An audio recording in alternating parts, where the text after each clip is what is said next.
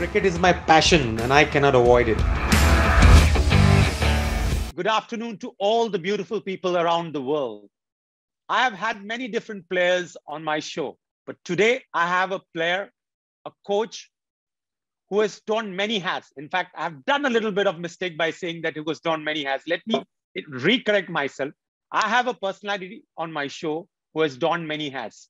He first started as a batsman, as a left-handed batsman for his country. He was also doing the wicket-keeping job. Then he became the captain. And after he retired from his international cricket, he became the coach of a team to whom he took them to #1 in Test cricket. He made them win an ICC trophy, which is the T20, as well as he brought them all the laurels by winning 2 Ashes back-to-back. You all know whom I'm talking about. Ladies and gentlemen, boys and girls, put your hands up for the one and only one, the man with the Midas touch, Mr. Andy Flower. Anis, what an introduction. Thank you so much. That's very kind. Oh, you know what? I am a little bit shaken because, I have met you in person, but when I interview a personality like you, I need to be sure that I use the right words. Thank you. Very flattering. Anyway, let me first start. Andy, we all know, as I mentioned in my introduction, what you have done on the cricketing field. But my first question, what was it about you when you played against India that you scored heaps and heaps of runs? Well, the first thing I would say is I loved playing cricket in India. My first tour there, I think, was in '93. And it was my first test outside of Zimbabwe. So my very first test match, our very first test match as a Zimbabwean team was against India in Harare, Zimbabwe. And then my first away test was at the Kotla in Delhi. And so I've got very fond memories of the spirit of cricket in India and this amazing excitement that engulfs the country, even when a tiny little cricketing team like Zimbabwe toured India. And those are just brilliant cricket memories because they evoke feelings, very amazing feelings for me of the excitement of playing cricket, the love of cricket in the country, the different type of cricket that you play in India. So that would be my first answer. It was just the feelings that it evokes in me. But also, I learned from a couple of good players of spin, actually. So Dave Houghton was one of them, a Zimbabwean cricketer who was a brilliant player of spin. And unfortunately, he only started playing Test cricket when he was 36, so didn't see all the best of Dave. And then from watching really good players of spin in the subcontinent and copying them. So I suppose that helped me score big runs in India. So I was very lucky to have those experiences. All right. My second question obviously would have been, playing in India, you need to be a good player of spin. And by scoring almost 500 runs in that series in India, you showed that you were a good player of spin. You used to use your feet, you used to sweep, you could cover drive the spinner. So where did you learn this art of spin? Like you said that you learned it from Dave Houghton. We all know because in that famous match in the Prudential World Cup, the Dave Houghton name became famous. So how did you master the art of spin? Yeah, so from watching and talking with him, he was a brilliant sportsman. He played international hockey as a goalkeeper as well, plays very good tennis, a very good touch player, even though he was built a little bit funny physically. He was a brilliant sports person and a very good cricket brain. So talking with him, watching him play spin, watching how he moved, and then also from spending a lot of time behind the stumps, watching great players like Sachin, or I enjoyed watching Sanjay Manjrekar and his technique and the way he played, watching a few of the Pakistani greats from behind like Javed Miandad, for instance. These early experiences really helped shape how I could play spin. And then experimenting with different ways of putting spin bowlers under pressure, including having a good defense against spin. So sort of working that stuff out in your mind and then putting it into practice in the training area, even on the outfield against the young spinners that come and bowl at you in the nets. And experimenting like that was a way that I found worked for me, and I worked out how to stay in, defend, and then also put pressure on spinners. All right. And let me tell all the listeners, all the viewers on the show, Mr. Andy Flower has an astonishing average of 52 in Test cricket. Mind you, an average of 40, 45 is good enough in Test cricket, but when you have an average of 52 after playing 63 Test matches is excellent. Andy, now my second question to you. You were also instrumental in your first win against Pakistan. Tell us something about that. Well, this was probably the proudest moment in my playing career. And there were a couple of reasons for that. The first one would be that it got the sort of monkey off our backs, this constant question of when are you going to get your first Test win? So we were introduced to Test cricket in 1992, and we got our first Test win against Pakistan in 95 in Harare. And we were always under pressure as a small cricketing nation to justify our international status. So to get that win was a huge thing for our self-esteem as a cricketing nation. That would be the primary strength of memory about that moment.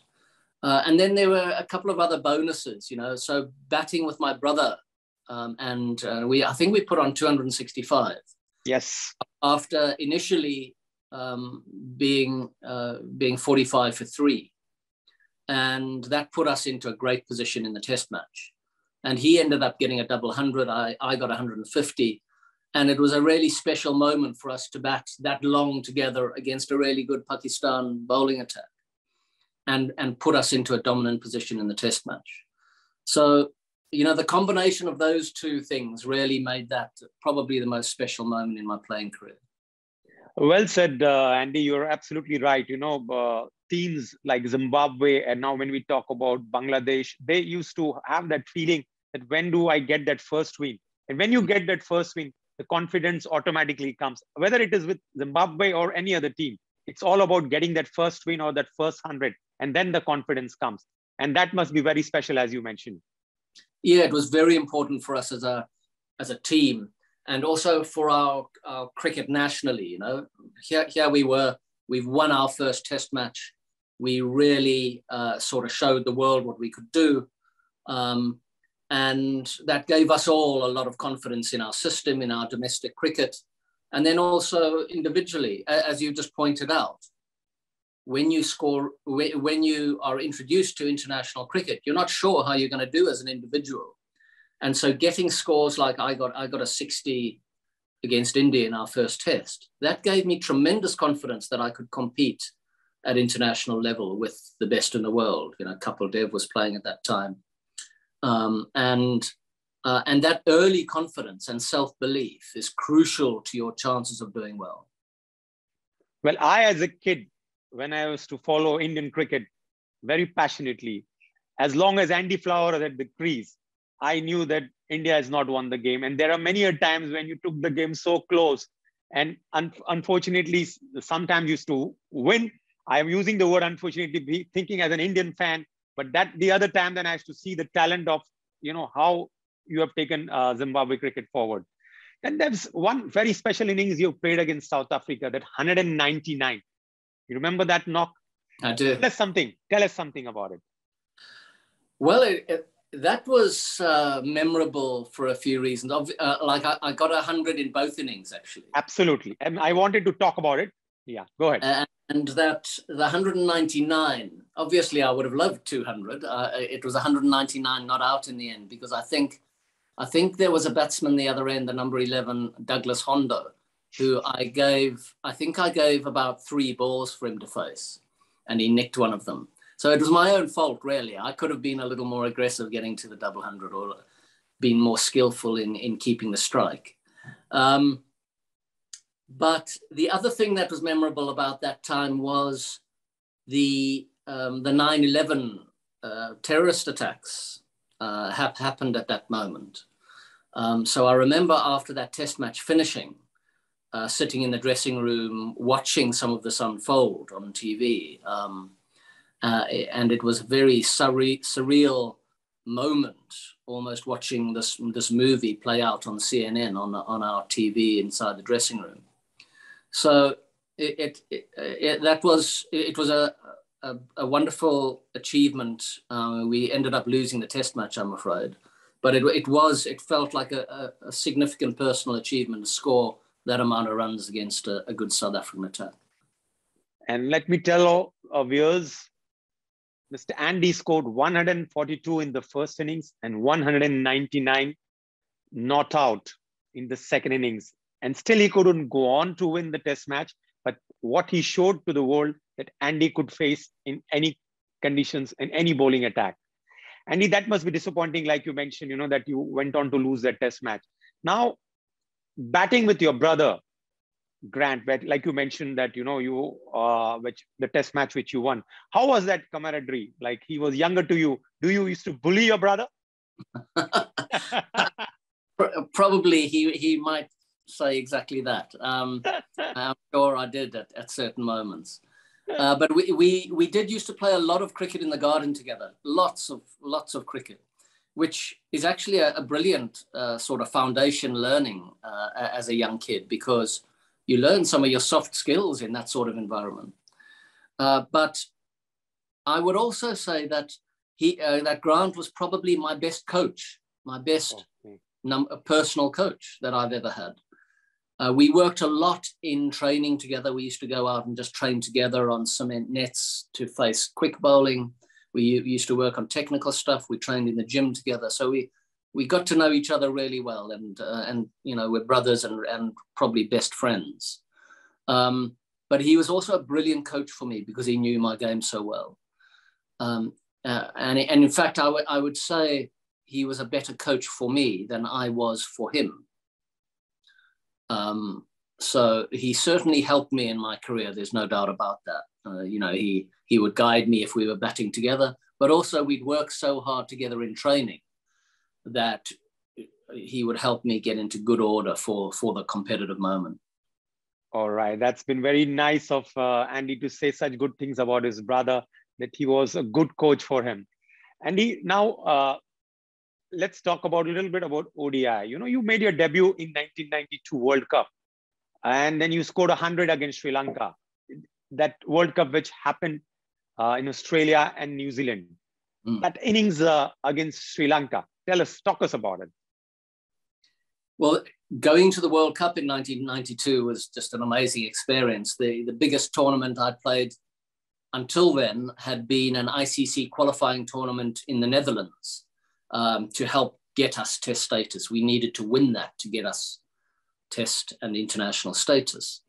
So to go and play a World Cup in New Zealand and Australia was like a huge occasion for us. Brilliant fun, and a really nice format for the World Cup in that you played all the other nations. Our first game was against Sri Lanka in Pukakura Park in New Plymouth in New Zealand, and I wouldn't say it's a stadium. The ground in Pukakura, the Pukakura Park ground, is in this little sort of amphitheater in a botanical garden. So it's a beautiful setting. It's a small ground. It's got these beautiful grass terraced banks on the outside of it for the crowd to sit on. So a beautiful setting. And I think we got about 313 in the game. Yes. I was convinced that was a winning score. A really good friend of mine, a guy called Andy Waller, scored a very quick 80 on the other side, and we had a good stand together. And then the Sri Lankans chased it down. I remember being absolutely downcast and mortified that we got over 300, which was a huge score in those days, and couldn't defend it. So it was a brilliant way to start in a personal sense, but a devastating loss right at the start of that tournament. Yeah, I can understand, after scoring such a wonderful 100, scoring 300 and then to go down. But one World Cup match as an Indian, I can never forget the 99 World Cup match against India, where you all, I wouldn't use the word upset, but you all beat India in that match. Tell us about that game, how the game changed. And I remember you scored an important 50, rather 60. You were the highest scorer from your side. Yeah, so that was at Grace Road, Leicester. Obviously, it's always exciting to play against India. They always have good travelling support, and there's a great atmosphere in the ground. We also had our little pocket of Zimbabwean support there, which was fun. But it wasn't a completely flat, easy batting track, and we struggled to put a score on the board, a reasonable score on the board. But we got enough that we knew that we had a chance. My innings was a bit of it wasn't your typical sort of flashy ODI innings. It was more a scrappy innings to get what we could. And then, India were making steady progress towards their target. Although we kept up picking up wickets along the way. I remember my brother Grant bowled really well. I missed a stumping off him, which I think he still reminds me about every now and then. But the crucial intervention was right at the end from Henry Alonga. Henry, with all his talent, his physical talent, was just, he was an amazing athlete. And he bowled fast, and the ball just started reverse swinging for us. And he knocked over 3 late Indian wickets, when really they should have expected to get over the line. And it was one of the great wins for us in that tournament, alongside beating South Africa. South Africa. Yeah. Yes. In fact, you guys pipped India and went into the Super 8s and then beat even South Africa. That was a very good World Cup. Yes, it was for us, yes. All right. And in that game, which you mentioned about you missing a stumping of your brother, but he went on to win the man of the match. He did. Oh, brilliant. Yes. I can remember that. I just remember his anger at me for missing the stumping. I think it might have been Jadeja batting. Yes. But I can tell you 1.2 billion Indians were weeping on that day, because we felt that we had the match in our pockets, and suddenly Henry Olonga comes, picks up 3 wickets, and Mr. Robin Singh is stranded at the non-strikers end. But that's the way the game of cricket goes. You have your highs and lows, but a good cricket team has to win on this particular day. Now, we spoke a little bit about tests, we spoke about ODI, and there's lots I want to talk to you, but we have very little time on the show. You became an assistant coach to Peter Moores. Before then, later on, you became the head coach. Tell us your relationship with Andrew Strauss. So I was very lucky as a relatively young head coach to have Andrew Strauss as my captain to work with. Andrew Strauss had a little bit of leadership experience before he was given the captaincy of England. But yes, it came at a crisis moment when Kevin Pietersen and Peter Moores had fallen out, and they'd both effectively been released, if you like, of their responsibilities by the England Cricket Board. And I took over as interim head coach just for the tour of the West Indies. And Strauss was made England captain of all 3 formats. And I remember very early on sitting with Straussy, and we talked about how we were going to apportion our responsibilities and give a very, very clear demarcation of who took care of what. And very simply, he took the responsibility once stepping over that boundary line into the field of play. And I left him to it there pretty much. And I took the responsibility for the preparation of the team. And that's, of course, there are always gray areas in the middle, around selection and training methods and the atmosphere in the dressing room, etc. But we had a very clear demarcation of responsibilities very early on. And I think we were both willing to be very honest with each other. in a respectful manner, and also embraced, the acknowledgement that it's okay to disagree, and that if we had a better argument for something than the other guy, it was our responsibility then to negotiate and persuade, and come to an agreement. And once we came to an agreement, we walked out of that room and showed everyone that we were on the same page together. And we formed a really strong and respectful and enjoyable partnership. Well, that resulted into 2 Ashes win, but I would definitely like to talk about the 2005 Ashes win. That Anis, I've just got to tell you, it was 3 Ashes wins. I was, as a Zimbabwean, I was extremely lucky to be involved in 4 Ashes series, and we won 3 of them. So I've got to mention that. Ladies and gentlemen, boys and girls, I take back my words. It has been 3 Ashes win. So we talk about the Ashes win. We all say about the India-Pakistan rivalry, but the rivalry between Australia and England is nothing less short of anything. In fact, we just saw what happened in the recently concluded Ashes. But tell us about that first Ashes win. It got so close. Well, you're not referring to 2005, are you? No. So 2005, Duncan Fletcher was in charge. Yes. So my first Ashes series was 2009 in England, and it was close. We had to win the last test, the Oval Test. Correct. To come through against Ricky Ponting's side. A few standout moments from that test was Stuart Broad's burst of wickets in the second innings on a wearing pitch. Graham Swan bowling well. Freddie Flintoff running out Ponting. Absolutely. In just an amazing piece of athleticism and accuracy and power from mid-off. And also the fact that we couldn't believe that Australia hadn't picked a specialist spinner in their unit. And we had particularly requested from the groundsman to prepare a slightly drier track than he might normally, which he duly did. And when they didn't pick a specialist spinner, we couldn't believe our luck.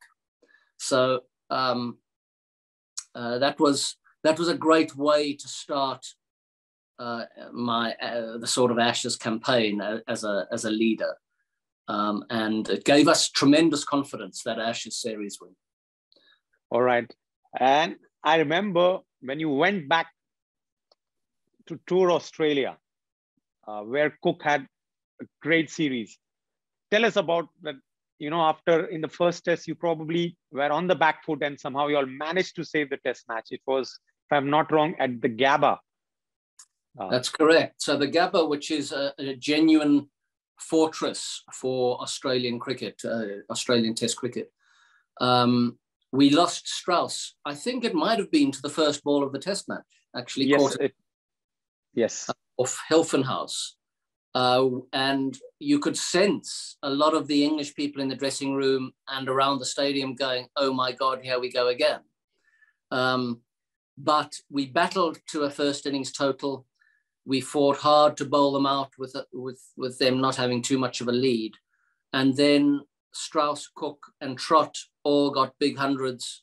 And we ended up, I think, 517 for 1 or some crazy score like that, which coming out of that almost felt like a win for us. And we went into the Adelaide test, the second test, feeling confident and feeling that we were slightly ahead of the Australians in a mental and emotional sense, given that they were in the better position and we fought back for that draw in the first test. And we got a run out, I think, in one of the early overs in Adelaide where Trott hit the stumps, and was it Katic that might have been run out? Yes, absolutely right. And that set us off. Anderson bowled brilliantly in that first session, and we had them in trouble straight away. And then Peterson and Collingwood went on and batted well. So that was an amazing series for us. Any test series win in Australia, as you Indians will know, is incredibly hard to get. and they're very good in their own backyard, the Australians. And for us to win 3 those tests by an innings was a serious achievement. And after that, if I'm not wrong, Australia has given probably not one win to England. England has not won any test match after that. If I'm wrong, my memory stays correct. Yeah, so after that, Anis, we went back to England. We played my 3rd Ashes series, if you like, in England, and we won it 3-1. And then for the first time in history, we had back-to-back Ashes series because of a World Cup that messed up the usual 2-year rhythm. And we went out to Australia for our 4th Ashes series, or my 4th Ashes series. And quite frankly, a lot of our guys were exhausted. So Jonathan Trott left the tour after the first test, exhausted and mentally worn out. And a number of our players, I think, were not in a similar state, but tired, very tired. And the Aussies were flying. They had an injection. Mitchell Johnson. Yeah, Mitchell Johnson was absolutely flying. That's some of the best quick bowling that I've seen. Johnson, Siddle, and Harris were outstanding through that series. And we couldn't quite handle it. And we ended up losing at 5-0. Yeah. So, which is quite a long, tough, degrading death, if you like. When you're in a 5-match series and you're going down like that, it's a tough experience, but fascinating in its own way. Yeah, but still winning 3 Ashes series is not, I don't remember any coach doing that. And again, winning in Australia, that's something exceptional. And mind you, I have to tell my viewers that when Andy Flower was the test coach, rather the coach of England, England blanked India 4-0 in 2011 after India had just won the World Cup. And they became the #1 test side. Tell us about that. How was that feeling to dethrone India? Yeah, with all the talent that India has as a cricketing nation, they are a powerhouse in the game. So it's always a huge challenge to beat them. Beating India in England was hugely satisfying because it did take us to the #1 position in the world. And England hadn't been #1 before. So we had set ourselves that goal, that very specific rankings goal, which I think drove us on. And we were proud to get there. But actually the better win than that, and alongside that Ashes win in Australia, it was a win in India. It was, yeah. To come to India and win was a huge achievement for us. Monty Panesar and Graham Swan were outstanding through that series, as were some of our batsmen. And that was a huge achievement. You need a different set of skills to do that. And that too, after going down 1-0 in Ahmedabad, you came on to win 2 tests, 1 in Mumbai, and if I'm not wrong, the 3rd in Calcutta. Yeah, that's right. That is right. So losing that first test match, again, all the English journalists, a lot of the Indian journalists at the end of that test were saying, "Here we go again. You guys can't play spin," etc., etc. But Alistair Cook had played a brilliant innings. He got a big 100 in the second innings. And we lost the test, yes. But he proved to our dressing room that with the right technique, the right method, a little bit of cricketing nous, you could stay in and score big. And that was a crucial moment for us, his innings there in that first test. And then we rocked up at the second test in Mumbai, and it was a bit of a dust bowl. And that gave us a good chance because we hadn't played Monty Panesar in the first test. We brought him into the second test, and him and Graham Swan, both bowling at good pace, proved great wicket takers on a real turner. And Kevin Peterson played out of his skin to score 180 in one of the best test knocks I've ever seen.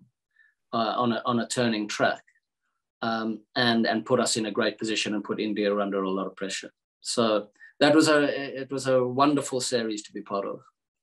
All right.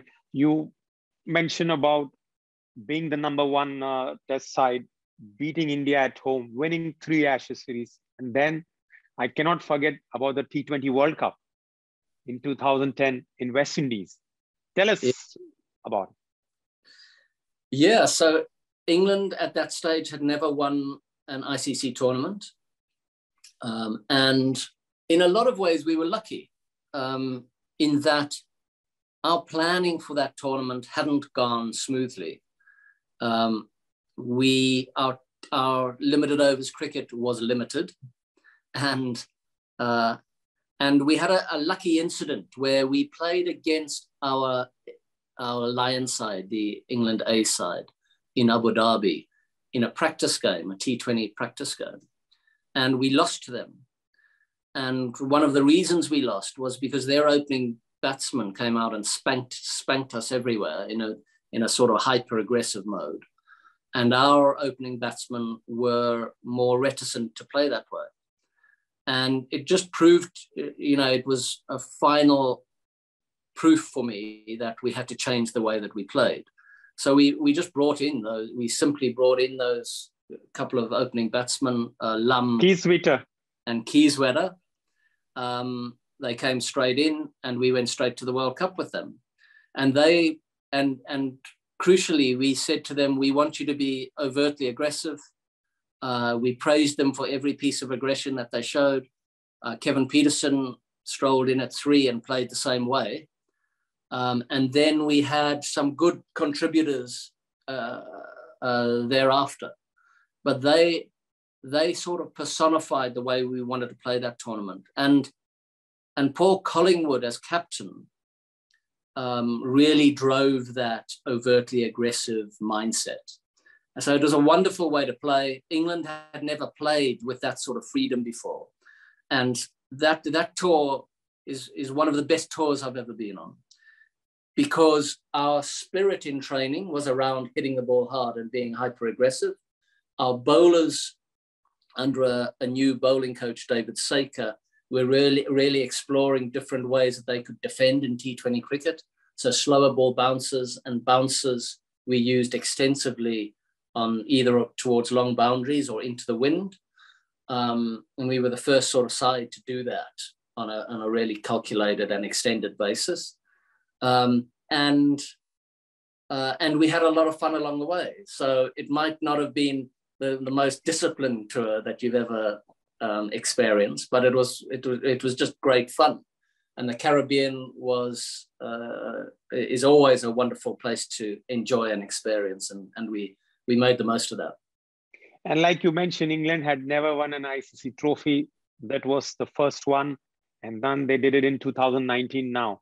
Yeah. Now, we all know Andy Flower, that he's got that Midas touch as a coach, like getting England 3 Ashes win, beating India in India, getting the #1 test ranking, winning an ICC T20.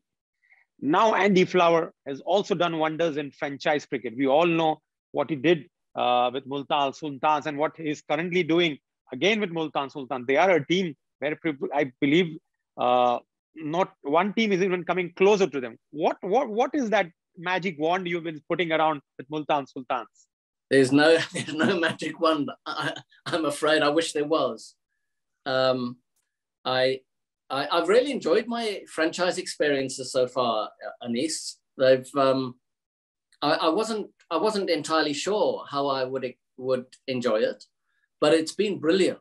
There's some wonderful bonuses to this type of coaching career. You meet some wonderful people around the world. You make a really wide variety of friends, and obviously some not so much friends but colleagues, and experience different cultures. Being in a West Indian dressing room or a Pakistani Muslim dressing room, or in an Indian dressing room, they're wonderful experiences to have, and great sort of learning on a more holistic sense for me as a person. So I've really enjoyed that aspect of it. No magic ones, I think, just cricketing sense, trying to get the most out of people, help them try to maximize their potential, and bring people together. One of the challenges in franchise cricket is bringing people together very quickly. You don't have much training time or preparation time. So I've really loved my franchise experiences, and hopefully the next couple of years will be the same. I'm not necessarily saying just in results, although those are important. That's why the owners buy you in. The results are really important, but in just enjoying the experiences and the variety of people, good people that you meet. All right. You mentioned a very good point, meeting people from different cultures when you are in franchise cricket, and bringing them together is a very difficult task, but doing it is one thing. Now you've been an assistant coach for Punjab Kings for 2 years, and now you've been made as the head coach. And I would be lying if I say I had told one of my colleagues in one of the franchises that I wouldn't be surprised if Mr. Andy Flower becomes the head coach of one of this new franchise. And I'm saying it's been proved right, not because I said, because you actually deserved it. Tell us, how is it feeling now to be a head coach, which you're going to start very soon? Yeah, well, it's a great feeling. I'm very lucky. Firstly, I was very lucky that Anil Kumble invited me to be an assistant coach with him at Punjab Kings. I really loved that experience. I enjoyed working with Anil, and from a selfish point of view, it was really good for me to get inside an IPL dressing room and experience the IPL tournaments. I'm also very fortunate that Dr. Goenka has backed me as the head coach in this instance to lead Lucknow in its very, very first season and to build a team from scratch. And that, for me, in a professional sense, is it's a wonderful career challenge and experience for me to have, which is one of the reasons why I was keen to go to Lucknow because there's a blank sheet of paper to work with. So myself and Dr. Goenka and Raghu Iyer, who's the chief executive, and Gautam Gambhir, the consultant to the franchise, we're working really closely, obviously on the auction strategy, but also staffing, and we want to build something special. So it's a really exciting opportunity. I've loved the initial experience of it, and I'm really looking forward to the tournament itself. Well, you mentioned about the big auction. It's going to come up in this month itself on 12th and 13th. Lucknow, just for the records for all our viewers, they have the captain KL Rahul. They have an exciting all-rounder from Australia in Stoinis, and a very, very wonderful magician with the ball, Ravi Bishnoi. And I'm sure Andy Flower must have made all his plans. We're not going to ask him what is going to happen for the auction, because that is too close to his heart and rather to his chest. We're going to see how to build a new franchise is going to be very challenging. But 10 teams, Andy, if I can ask you, all of them, some have taken 4 and some have taken 3. So everybody has to as good as build a team, like how you have to build a team. So how challenging or how exciting that is going to be for Andy as a coach? Well, it's exciting, no doubt, to build from scratch. But as you say, all 10 teams will be doing something similar. I've never experienced an IPL auction. I've never sat at the table. So I don't know exactly what that feels like. And I don't know exactly what the process of the auction feels like. But I've watched it on TV. I've got some good people around me that have lots of experience of those. Raghu Iyer is one of those. Gautam Gambhir is another. Dr. Goenka himself, and various other advisors. So I think the range of variables that exist in the big auction is quite daunting, quite frankly. And so preparation is important. I think a combination of good preparation and homework is important, but also being flexible in the moment, I would imagine, is important as well. There might well be the odd bargain that comes up that you hadn't really planned for, that you might have to move on if you see that it is excellent value and not valued by anyone else in the room. And then inevitably there will be players that will be first and second and maybe third on our priority list to fulfill a particular role that are taken by other teams. Because we'll all be, a lot of us will be angling for similar players. So this is the whole process is going to be absolutely fascinating. We will have to combine this sort of cricketing intelligence with black and white data, be flexible in the moment, and make as good a decision on players and in the moment as we can. And I'm pretty sure that we can get a squad together that's going to be able to perform well in its first season. I wouldn't be surprised, and I'm sure all the viewers who will watch this show wouldn't be surprised when they see Andy Flower with his team on the 12th and the 13th, getting the right team and the right players, and let Lucknow, be a force to reckon with. Andy, before I let you go, I need to ask you this question. You've been a successful player. You've been a successful coach. I know it will be difficult for you to say pick one, but if you had to pick one, a player or a coach, what would be that?